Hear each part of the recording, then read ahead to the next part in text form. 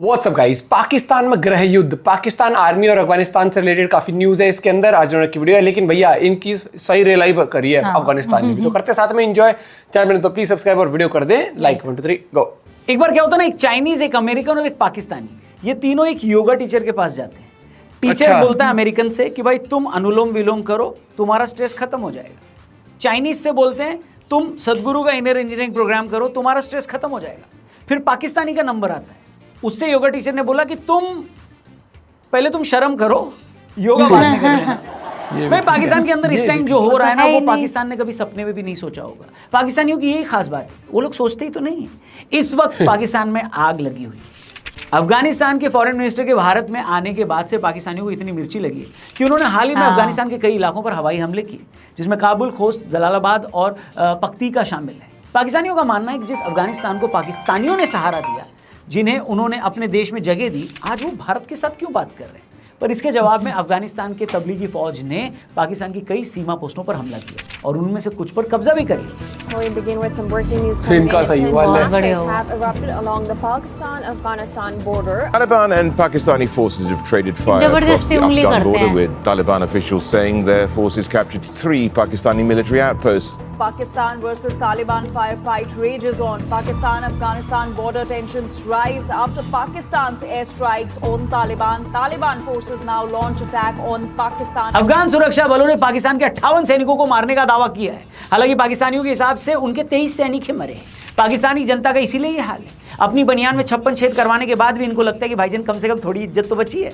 अरे अपनी फिक्र करो, छोड़ो ये सब। अफगान फौजों को भड़काकर पाकिस्तान ने खैबर पख्तूनख्वा इलाके में ऑफिशियली एक फ्रंट ओपन कर लिया है। उस तरफ पाकिस्तान की फौजें भारी मात्रा में लगाई जा रही है। सोशल तनाव और पॉलिटिकल हालातों को देखते हुए पाकिस्तानी बुद्धिजीवियों का कहना है कि अभी पाकिस्तान को अफगानिस्तान की सरकार से बात करके मामला शांत करना चाहिए। लेकिन पाकिस्तान ने ठीक इसका उल्टा काम किया है। अफगान तालिबान ने कई सारे पाकिस्तानी सैनिकों को अगवा भी कर लिया, ऐसी खबरें आ रही। कई पाकिस्तानी नागरिकों का कहना है कि पाकिस्तानी सरकार और फौज को उन्हें छुड़ाने का प्रयास करना चाहिए। लेकिन करगिल का युद्ध गवाह है कि जब इन्होंने अपने मुर्दा सैनिक वापस नहीं लिए तो जिंदा को ये क्या ही छुड़ा पाए। इस बार पाकिस्तान ने एक नहीं बल्कि आधा दर्जन से ज्यादा ब्लंडर कर दिया है, और उसका सबसे बड़ा ब्लंडर अब पाकिस्तान से भी ज्यादा करवा देगा। तो आपने घबराना नहीं है। फिर पाकिस्तान में जो स्ट्रेस, हम लोग बात करें तो दोस्तों पाकिस्तान में जो बवाल मचा है उसकी। अफगानिस्तान के साथ एक फ्रंट ओपन करने के बाद पाकिस्तानियों ने लाहौर में बैठे टीएलपी यानी तहरीक लब्बैक को भी भड़का दिया। दरअसल ये एक इस्लामिक संगठन है जिसे अपने कट्टरपंथी विचारों के लिए जाना जाता है। पाकिस्तान में ये शरिया को कड़ाई से लागू करने के समर्थन में। कई लोगों का मानना है कि इसे पाकिस्तान की सेना कई बार राजनीतिक हित साधने के लिए इस्तेमाल करती है।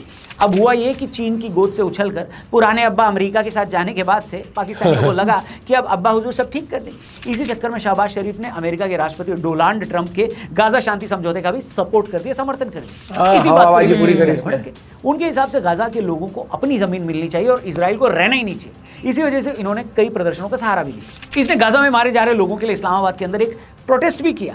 वो अमेरिकी दूतावास के बाहर तक पहुंच गए, जिसके बाद वहां की पुलिस ने अपनी कार्रवाई की और इनका प्रदर्शन हिंसक हो गया। पाकिस्तान की शाहबाज सरकार ने इस मार्च को रोकने की कोशिश की, जिसके कारण पुलिस के बीच भयंकर भिड़ंत हो गई। पुलिस ने प्रदर्शनकारियों को रोकने के लिए आंसू गैस का भी इस्तेमाल किया, जबकि प्रदर्शनकारियों ने पत्थर और तेजदार हथियारों से पुलिस पर हमला कर दिया। इस हिंसा में कई लोग मारे गए और कई लोग घायल हुए। इंटरनेट को वहां पर निलंबित किया है, बंद किया है, ताकि प्रदर्शनकारियों का सामूहिक आंदोलन रोका जा सके। कई तस्वीरें सोशल मीडिया पर वायरल हैं, हम आपको दिखा भी नहीं सकते। पाकिस्तान की धरती इस समय उसी के खून से लाल है दोस्तों। तहरीक लब्बैक के नेताओं का कहना है कि पाकिस्तान के हुक्मरानों की वजह से ये सारा बवाल हुआ है। वहीं पाकिस्तानी सरकार इसको फिर से साजिश बता रही है। सोचिए, एक देश ऐसे कट्टरपंथी संगठन को अपने देश में पालता है और फिर कंप्लेंट करता है कि हाथ जल गए हमारे। जो सुकून की जिंदगी वो सिर्फ कब्र में हो। लेकिन अब ये एक फ्रंट खोलना पाकिस्तान की सबसे बड़ी भूल हो सकती है। अगर आधिकारिक आंकड़ों पर भरोसा करें तो अभी तक कम से कम 11 से ज्यादा लोगों की मौत हो चुकी है, जिसमें पुलिसकर्मी और प्रदर्शनकारी दोनों शामिल हैं। 1500 से ज्यादा लोग घायल हैं, जिसमें प्रदर्शनकारी और सुरक्षा बल दोनों शामिल हैं। प्रदर्शनकारियों ने पुलिस वाहनों और बाकी संपत्तियों को भी आग के हवाले कर दिया। कई जगहों पर सड़कों और मोटरवे को बंद कर दिया गया, जिससे डर का काफी माहौल है। ट्रैफिक रुक गया, स्कूल, कॉलेज, बाकी पब्लिक इंस्टीट्यूशन से वो बंद हैं। सरकारी कार्यालयों, पुलिस थानों और सरकारी संपत्ति को भी भारी नुकसान पहुंचा है। कानून व्यवस्था, लॉ एंड ऑर्डर की स्थिति बिगड़ने के कारण पूरे इलाके में आतंक का माहौल है।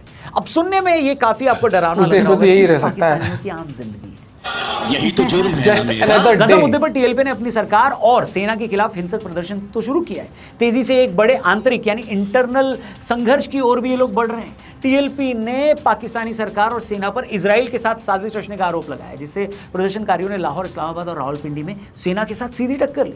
ये स्थिति एक सिविल वॉर जैसी बन रही है, क्योंकि टीएलपी की सड़क पर मजबूत पकड़ और सेना के साथ हिंसा, इंटरनेट ब्लैकआउट और बाकी रीजनल कॉन्फ्लिक्ट इसे और जोर दे रहे हैं। टीएलपी ने पाकिस्तानी सेना को इस्लाम के साथ गद्दारी का दोषी ठहराया है, खासकर गाजा डील को लेकर, जहां इससे प्रदर्शन हिंसक हो गए। रेड जोन सील, 150+ टीएलपी कार्यकर्ताओं की गिरफ्तारी, 45 से ज्यादा शहरों में हिंसा और तनावपूर्ण स्थिति वहां पर लगातार बनी हुई है। यहां से पाकिस्तानी सेना और उनकी इंटेलिजेंस चाहती तो मामले को ठंडा कर सकती थी, लेकिन अपनी झूठी अकड़ और शान में इन्होंने अपनी सिविलियंस पर गोलीबारी शुरू कर दी, जिसे ग्लोबल मीडिया कवर ही नहीं कर रहा है। लाहौर में अभी 100 से ज्यादा लोगों के मारे जाने की खबर आ रही है। रुको जरा, सब्र करो।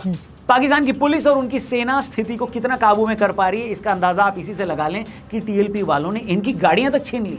लाहौर के हाल ऐसे हैं जहां दिन दहाड़े जीपी जैसे हथियार चल रहे हैं, सेना की गाड़ियों को आग लगाई जा रही है और आम नागरिक मारे जा रहे हैं। लेकिन वेस्टर्न मीडिया इस टाइम मस्त चादर ताने सोया हुआ है। आप खुद ही सोचिए कि ऐसे देश की इंटरनल सिक्योरिटी का क्या हाल होगा जहां आम सड़क पर चलता हुआ एक नागरिक ऐसी तस्वीरों को देखे। मुझे पाकिस्तान से कोई लगाव नहीं, लेकिन इस तरह की तस्वीरें उन निर्दोषों की जान ले लेती हैं जिनका शायद कोई कसूर भी नहीं था।